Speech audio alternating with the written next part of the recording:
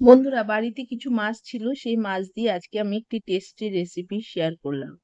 ছিল 5 পিস মাছ, তার মধ্যে 3 পিস রুই মাছ, 2 পিস বোয়াল মাছ। মাছটাতে প্রথমে নুন হলুদ ভালো করে মাখিয়ে নিলাম, দিয়ে এবার ভেজে নেওয়ার জন্য কড়াইয়ে সর্ষের তেল দিয়ে দিলাম। তেলটা গরম হওয়ার পরে মাছটাকে আমি দিয়ে কড়া করে ভেজে নিচ্ছি। খুবই এই টেস্টি রেসিপিটা অবশ্যই ট্রাই করবেন। মাছটা ভাজা হয়ে গেছে, তুলে নিলাম। এবার বোয়াল মাছটাও আমি এইভাবে ভেজে নেব। বোয়াল মাছটা ভাজবার সময় ঢেকে দিতে হবে, নাহলে তেল ছিটকায়, গায়ে লেগে যেতে পারে।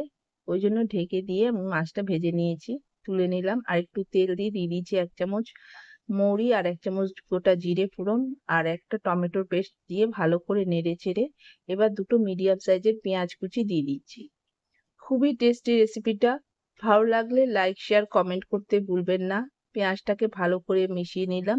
মিশিয়ে নেওয়ার পরে এরপরে স্বাদ মতো নুনটা আমি এখন দিয়ে দিচ্ছি। স্বাদ মতো নুনটা দিয়ে ভালো করে নেড়ে চেড়ে এটাকে 2 থেকে 3 মিনিটের জন্য ঢেকে দেব। তাহলে পেঁয়াজটা খুবই তাড়াতাড়ি নরম হয়ে যাবে, মশলার সাথে খুব সুন্দরভাবে মিশে যাবে। যারা ইউটিউব থেকে দেখছেন অবশ্যই সাবস্ক্রাইব করবেন, যারা ফেসবুক থেকে দেখছেন অবশ্যই ফলো করে আমার সাথে থাকুন।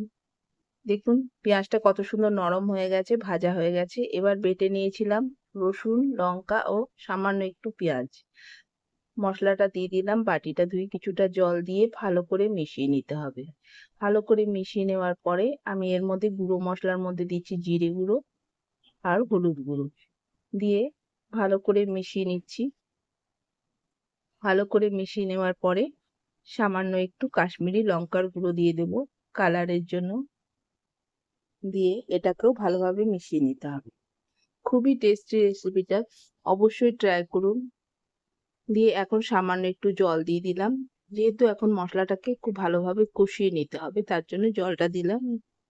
দিয়ে এখন আমি 3 থেকে 4 মিনিটের জন্য ঢেকে দেব। দেখুন মশলাটা একদম কষে গেছে। এর মধ্যে আমি 2-3 বার ঢাকনা খুলে খুলে মশলাটাকে নাড়িয়ে নিয়েছিলাম। এরপরে আমি পরিমাণ মতো জল দিয়ে দিচ্ছি। সামান্য একটু ঝোল রাখবো, তাই জলটা একটু বেশি দিলাম। দিয়ে ভালো করে নেড়ে চেড়ে এটাকে ঢেকে দিতে হবে যতক্ষণ না গ্রেভিটা ফুটে উঠছে। গ্রেভিটা ফুটে ওঠার পর ভেজে রাখা মাছটাকে দিয়ে ভালো করে নেড়ে চেড়ে আবার কিছুক্ষণের জন্য ঢেকে দিলাম। দেখুন একদম রেডি হয়ে গেছে মাছের রেসিপি। অবশ্যই ট্রাই করুন। একদম মনে হবে না যে এটা বাসি মাছ। ভালো লাগলে সাথে